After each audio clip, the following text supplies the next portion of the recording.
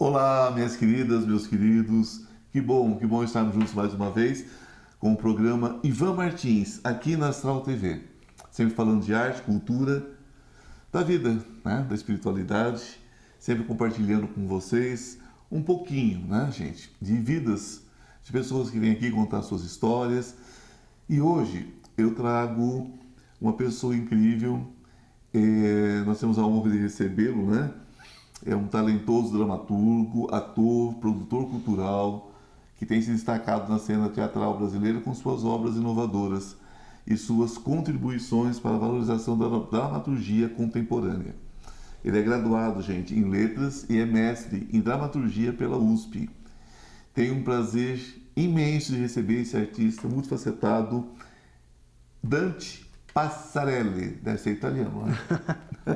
Querido. Obrigado. Bem-vindo. É um prazer estar aqui. Obrigado por receber, pelo convite. Estou muito feliz. Imagina, é um grande prazer. E vamos começar, né, gente? Você poderia, assim, falar um pouquinho com a gente sobre a sua trajetória no teatro, né? E como é que a dramaturgia se torna uma paixão? Porque nem todo ator escreve, né? Uhum. Sim. Bom, eu comecei a fazer teatro como muita gente na escola, no colégio, desde adolescente, criança, adolescente.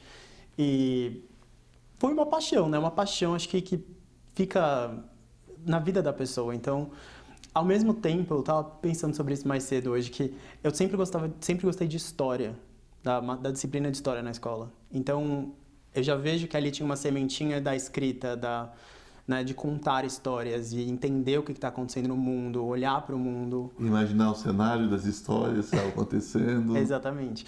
E imaginar o cenário das pequenas histórias e das grandes histórias. Então, aí quando eu, né, fui desenvolvendo o meu trabalho como ator, depois fui estudar, fiz uma escola chamada ENDAC aqui em São Paulo, fiz o Centro de Pesquisa Teatral com Antunes Filho.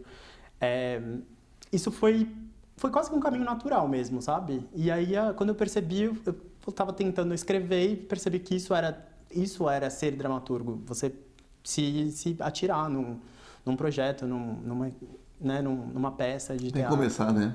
Exatamente. Tem que começar. Sim. Cada um com a sua técnica, né? Foi isso, assim, esse caminho foi natural e hoje em dia, assim, eu considero que tenho essas 3 trajetórias, porque eu também dirijo as minhas peças, pelo menos até esse momento, nunca diga nunca, mas dirijo as peças, então sou ator, diretor e dramaturgo. E me diz uma coisa, eu quando escrevo um espetáculo, na minha cabeça, eu tenho tudo pronto. Uhum. Eu tenho cenografia, eu tenho figurino, eu tenho objetos, tudo para mim está muito bem claro. Luz está pronta, na minha cabeça está tudo pronto. E aí eu sou obrigado a contratar os profissionais da área, mas eu sou meio difícil soltar a rédea. Como é que funciona com você? Olha, assim, a gente escreve, acho que existe uma visão, né, da coisa. É uma grande discussão isso, né? Claro. O poder da dramaturgia. Eu acho que o que a gente está propondo ali, ele existe enquanto universo. A pessoa vai ter a liberdade dela, né, que está encenando para fazer o que ela entender, como aquilo bate nela. Mas eu acho que a semente está ali, sabe? Eu acho que isso é o interessante da dramaturgia. É você propor uma abertura de canal ali que vai se tudo der certo, que vai se comunicar, né? Com os profissionais e com o público. Acho que isso que é importante também de deixar colocar, claro, né? Eu sou muito tranquilo, desde que fique aquilo que eu estou pensando, para mim tá ótimo. Tá tudo ótimo, desde que você faça, exatamente. Desde que você faça dessa forma. Bom, mas aqui você, por exemplo, é cofundador do Manás Laboratório, é isso? Uhum.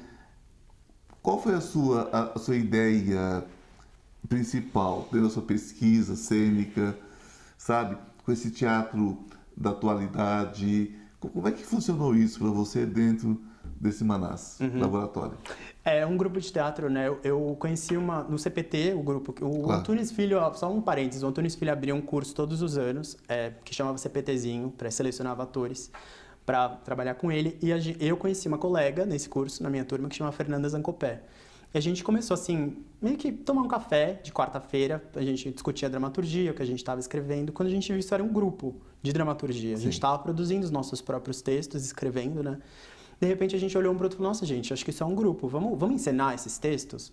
E aí, essa dinâmica, acho que acabou, e a Fernanda também tem um trabalho muito interessante com teatro e com um olhar artístico-pedagógico para as coisas, sabe, para o jeito que ela aborda o trabalho.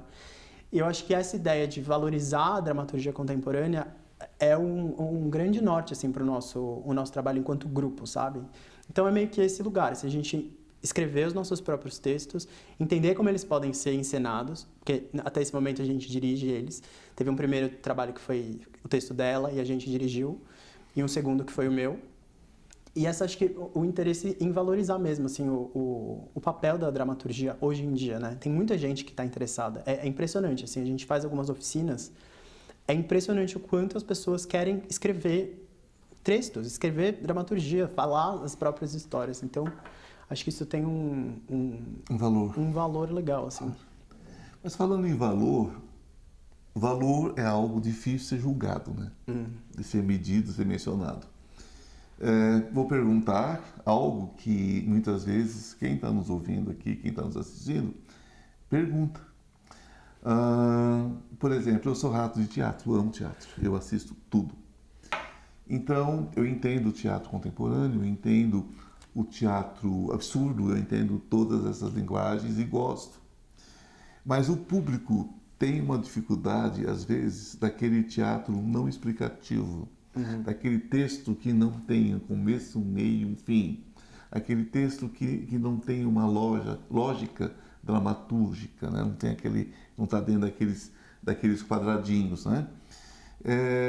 Como que você pensa esse público hoje quando você está construindo seus textos, montando seus espetáculos? Nossa, essa é uma grande pergunta. Assim, a gente podia ficar horas aqui conversando, porque acho que uma das grandes questões é como que a gente consegue se comunicar com tudo isso que você falou, assim, pensando nessa lógica que existe, uma lógica de sequência para o público seguir. Eu acho que uma das questões, como eu olho isso no meu próprio trabalho, eu penso no que eu quero dizer. O que tá borbulhando ali dentro naquele momento? O que está acontecendo com o mundo ali? A grande questão é essa, sabe? E aí, como isso vai aparecer, como isso vai se comunicar, eu acho que isso é um caminho meio não previsto, sabe? Acho que é importante, eu também sempre falo isso nas oficinas que eu dou, é importante saber que existem essas formas, né? Essas formas de sequência, de lógica e tal. Eu acho que entender as ferramentas é muito importante. Ao mesmo tempo, de alguma forma, subverter essas ferramentas, né? Entender como que a gente encontra um caminho para, eu acho que esse conteúdo que vai ser expresso. Acho que a grande questão é essa, sabe? Eu escutei de um ator uma vez, num espetáculo, ele disse assim, o seu texto não tem solução. Eu falei, a vida também não. É verdade. Eu falei, a vida também não. Eu falei, por que tem que ter uma salvação no final? Sim. Não é sobre salvar nada. Sim. Eu fiz um espetáculo agora recentemente chamado Por um Pingo, que ele... Depois a gente fala sobre ele, mas eu acho que... Sim, mas vamos falar sobre ele agora. Eu fiz um espetáculo chamado Por um Pingo que tinha um final que foi relativamente polêmico também. Algumas pessoas não gostaram desse final, algumas pessoas entenderam e se conectaram, mas algumas pessoas falaram, não precisa desse final, tipo, esse final não tá conectando. E a gente, né, todo mundo da equipe, a gente ficou assim, defendeu o final, falou, não, é isso aqui mesmo, acho que faz sentido naquele contexto. Faz sentido pra mim. Não, e faz sentido para algumas pessoas, eu acho que... faz sentido pra mim, que vai fazer sentido para as pessoas que estão nesse trânsito. Exato. Que estão dentro dessa lógica. Exato. Eu tenho um amigo que é crítico também, dramaturgo, e eu falei pra ele que tava tendo essa polêmica, e ele falou assim... por que a pessoa não vai fazer a peça dela, então? Faz na sua peça, você faz o final que você quer. É ótimo. Exato. Mas as brincadeiras à parte, isso faz parte de você colocar uma coisa no mundo. Você não tem como controlar como as pessoas vão receber. Isso é a regra do jogo. É a regra do jogo. Eu penso que essa liberdade, se ela for cerceada, acabou, né? Né? Sim. Porque você pega, por exemplo, Shakespeare. Na época de Shakespeare, já estava quebrando com o teatro. O teatro de Shakespeare não era o teatro convencional. Ele já era algo muito contemporâneo mesmo, no sentido mais amplo da palavra. Sim. Porque hoje ainda se faz teatro como se fazia na Renascença, ainda se faz. A gente vê algumas coisas ainda, né? Mas Shakespeare já estava quebrando com aquilo tudo, né? Já tinha soltado os cachorros, né? E as pessoas hoje questionam, falam assim, mas o teatro perdeu muito, porque o teatro hoje, o teatro não sei o que. Eu falo, gente, o teatro é vivo, né? Uhum, exatamente. E o Shakespeare também fazia esse trabalho era um teatro muito popular, né? Popular, Exatamente. sim. Para vender ingresso. Comunicar. E assim, abordar coisas que se comunicavam com as pessoas de forma muito ampla. Então... Ele escrevia para quem estava na rua, para quem estava qualquer, né? Até hoje tem o Teatro Globo, né, em Londres. Sim, né? exato. Que é o Teatro de Shakespeare. Até hoje está lá, né? Mas aqui não enchia da nobreza, enchia da pebre, né? Exatamente. Escrevia para o povo. Sim. Isso que é bonito. Eu acho que se comunicar com uma plateia ampla, sabe? Acho que é um ponto... Eu converso muito nos lugares que eu trabalho, então, com a Fernanda mesmo, do grupo. A gente conversa muito sobre isso, assim, o quanto que se comunicar com as pessoas é importante. Não deixar esse canal se quebrar. Tanto quanto a gente puder controlar, sabe? Porque não sei se é tão controlável assim, se a gente tá... A mensagem chegando, a gente espera que sim, de alguma forma. É aquela história, né? Do teatro cabeça, né? O teatro eu cabeça... gosto de teatro cabeça. Eu acho que eu gosto, assim, não é... Eu acho que o teatro cabeça, ele não pode ser tão cabeça que ninguém compreenda também, né? Ele tem que, no mínimo, suscitar o interesse de se entender aquilo, né? Tem que ser provocativo. O teatro cabeça é provocativo. Eu acho que tem muitos tipos de teatro que se propõem a ser o que a gente entende como provocativo de alguma forma e que conseguem fazer isso. Eu lembro de algumas peças das mais geniais que eu vi que me balançaram, assim, e era provocativo. Eu olhei aquilo e falei, nossa, gente, é possível fazer teatro assim também. E é legal, né? Super bom. Eu acho que é interessante também alguns tipos de quebras de paradigma, sabe? Mudar, assim, você balança um pouco e você fala, nossa, gente, tô movimentando um negócio aqui, minimamente, mas acho que, sei lá, eu transito mais bem aberto. por ele, eu gosto. Eu Exato. gosto. É porque quando as pessoas falam teatro cabeça, dá a impressão de que você... É quase como se você fosse uma farsa, né? Existem espetáculos que a pessoa olha e fala assim, não, mas espera aí. Eu não entendi Nada isso aconteceu. aqui. Né? O que aconteceu aqui, né? E eu me divirto vendo as pessoas nesse desespero. A reação das pessoas. Eu falo, a peça alcançou o objetivo dela. Confundiu, né? De alguma Confundiu. forma. O fim é sempre pop. Como assim? Com essa abordagem. Então, esse é uma peça, uma das peças que eu escrevi. Ele foi um título muito louco. Ele veio assim na... Segura. Vamos deixar isso pro próximo bloco. Gente, não saia daí, hein? Até agora. Até já. O Instituto Ivan Martins oferece uma oportunidade única para quem busca um espaço para videocast. Localizado em uma região privilegiada, próximo a estações de metrô, Anhangabaú e República, o estúdio conta com estacionamento integrado, facilitando o acesso para todos os nossos clientes. Nosso ambiente é acolhedor e projetado para que você se sinta à vontade durante as gravações. Aqui a voz do cliente é sempre ouvida, garantindo uma experiência personalizada e individualizada. Cada comunicador tem a possibilidade de utilizar o sistema de Chroma Key, permitindo a criação de fundos personalizados que refletem a sua marca e identidade. Além disso, estamos com equipamentos de alta qualidade, incluindo câmera 4K, iluminação perfeita e um sistema de som de última geração, assegurando que sua produção tenha a melhor imagem e áudio possíveis. Convidamos você a nos fazer uma visita e conhecer de perto todas as possibilidades que oferecemos. Vem fazer parte da produtora Ivan Martins e leve as suas produções a um novo patamar. Olá, já estamos de volta com esse bate-papo com o nosso Dante Passarelli, né? Dramaturgo, ator, diretor. E eu tinha feito aqui uma provocaçãozinha e ele estava me respondendo sobre o espetáculo. Vamos seguir agora. Sim, a gente estava falando sobre O Fim é Sempre Pop, né? Que é um texto que eu escrevi acho que faz uns 2 ou 3 anos já. Eu fiz parte de um núcleo que chama Núcleo de Dramaturgia do SESI, que tem no Rio de Janeiro, tem no Paraná e tinha aqui em São Paulo por muitos anos, assim, muitas pessoas muito legais de dramaturgia contemporânea passaram por lá. E eu escrevi esse texto nesse período. Sim. E é uma peça que fala... o que inspirou, não sei se você lembra, foi aquele episódio que aconteceu em 2019 aqui em São Paulo, quando a fumaça da Amazônia veio aqui para cobrir o céu. Ah, sim. A peça se passa Sim. nesse contexto. A peça é tudo cheio de fumaça e aí os personagens estão tentando se encontrar ali, nesse lugar esfumaçado, escuro. Então, é uma peça que fala diretamente com aquele momento, né, que a gente estava vivendo. Então, o Fim é Sempre Pop, me veio esse nome, eu estava escrevendo assim, um fluxo de escrita, e esse nome me veio e falei, gente, esse é o título da peça. Porque a gente está, naquela época, eu escrevi na pandemia, né, estava lidando com essa ideia de fim de mundo, o que a gente está fazendo aqui, né, e tem um recorte um pouco até irônico, sabe, né, na dramaturgia, no texto, na maneira que eu abordo isso, mas está lidando assim com essa ideia de, gente, o que é isso que está acontecendo? Como que a gente lida com isso, né? E acho que a fumaça representa isso na peça. Essa bruma que estava, enfim, cobrindo as pessoas, os personagens. A fumaça sempre teve sobre as pessoas. Eu acho que depois da pandemia ela dissipou. E todo mundo mostrou a sua cara ou a sua carranca, né?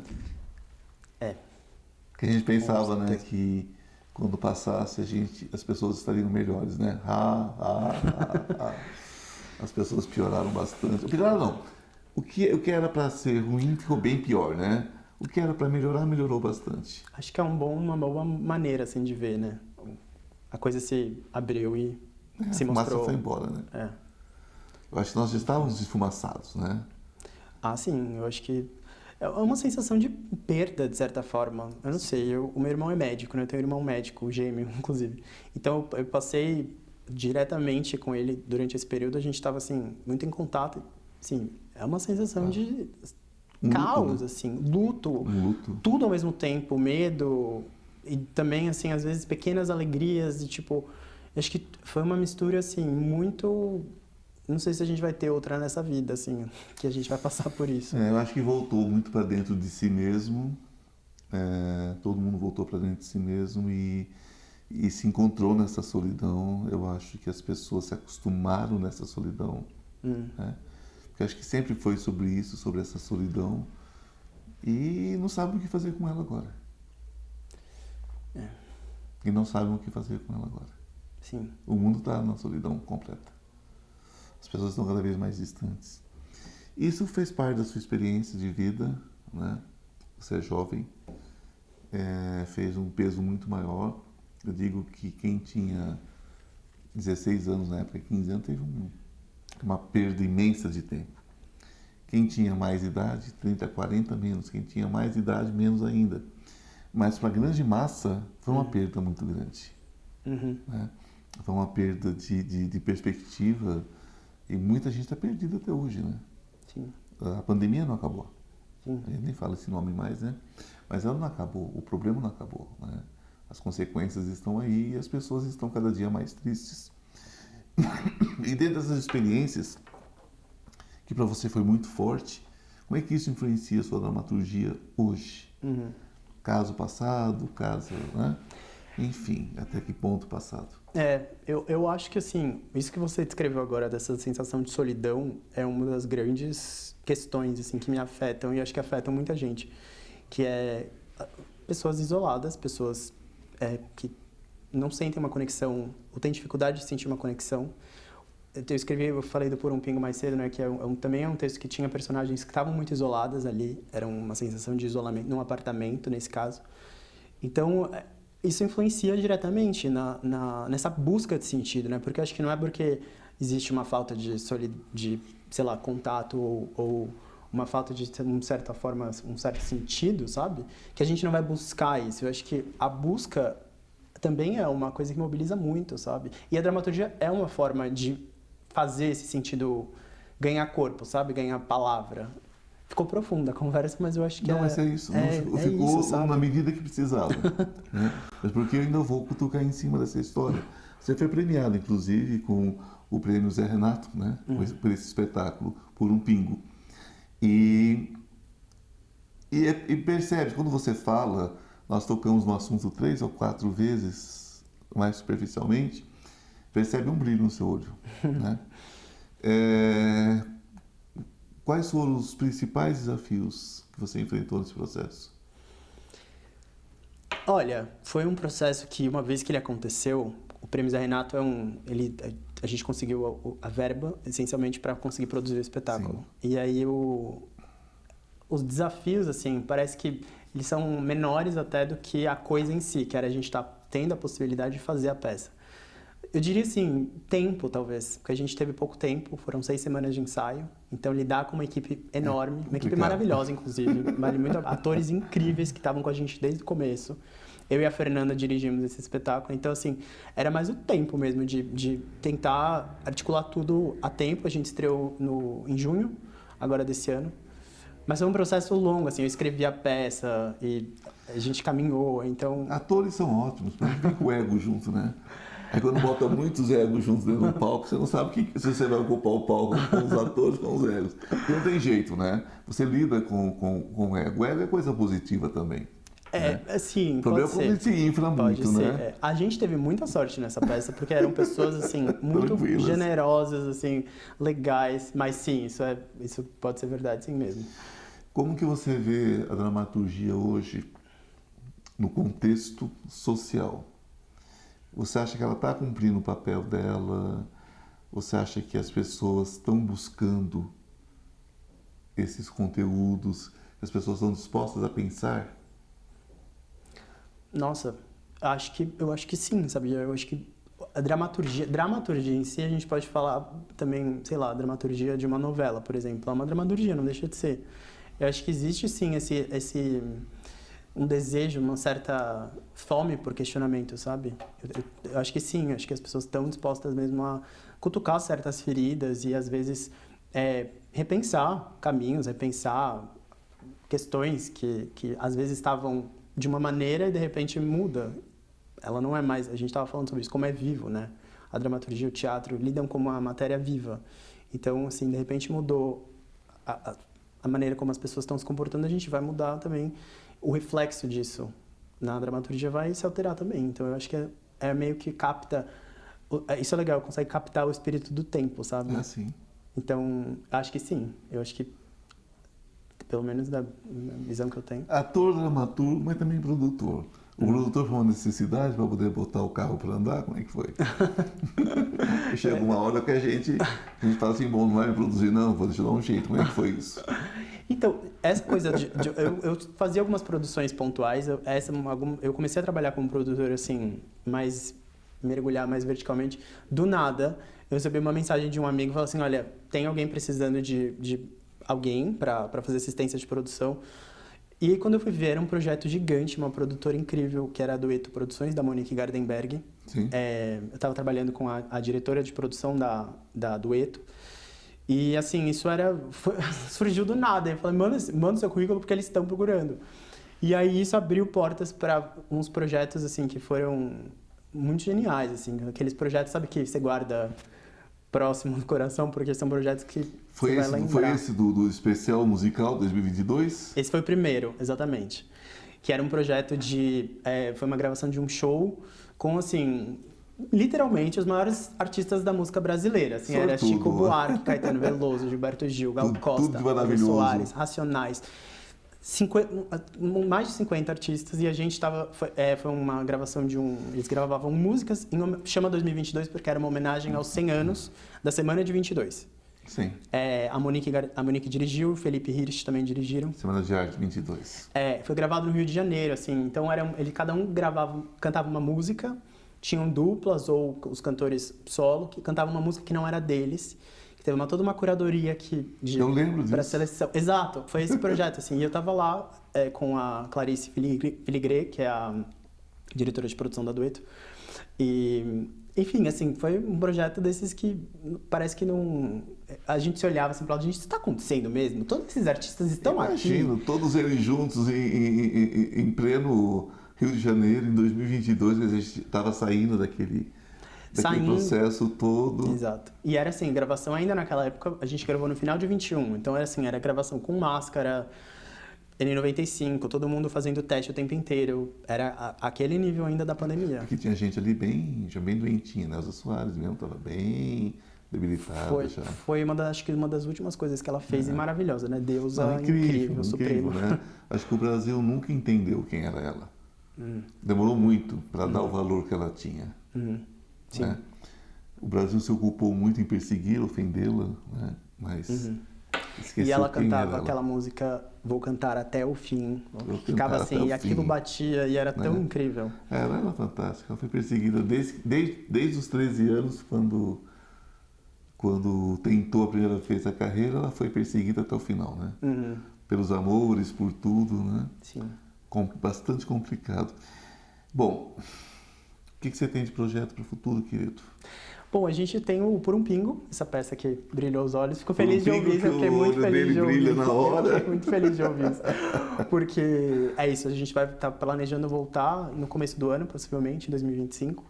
E tem mais 2 textos do nosso grupo Manaus Laboratório que devem entrar em cartaz. Um é O Fim é Sempre Pop, que vai ser dirigido por uma grande artista, diretora, movimento, atriz também, diretora de movimento, que chama Ana Paula Lopes. E um que é O Oráculo da Caixa Postal, que a Fernanda Zancopé escreveu. Quem vai dirigir é o Fernando Aveiro, que também é um artista assim maravilhoso. Então, esses 2025 acho que vai ser um ano. Vamos fazer os votos para ser um ano bom. Vai ser um ano maravilhoso. Não, e eu estou gostando do que eu tenho visto, que vocês estão mantendo espetáculos por mais tempo, apesar vocês estão meio que na contramão, né? Eu tenho visto muitos produtores, muitos diretores e tal, conseguindo manter espetáculos por mais tempo. Então, mesmo que diminuam as apresentações por toda essa questão dessa mudança no cenário, né?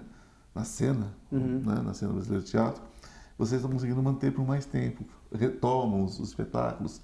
Isso é muito importante, porque amadurece o espetáculo, né?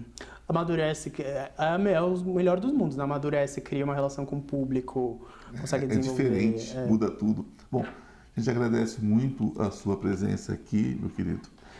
E obrigado por ter aceito o convite, né? Eu que agradeço, muito obrigado. Passarelli, né? Italiano. Italiano. Né? Gratidão por ter vindo, gratidão por vocês, por terem acompanhado todo o nosso bate-papo, pelo menos um pedacinho dele, né? Manda para os amigos assistirem também, né? Gratidão, que a luz esteja com vocês e namastê. O Deus que habita em mim, saúde o Deus que habita em você. Beijo.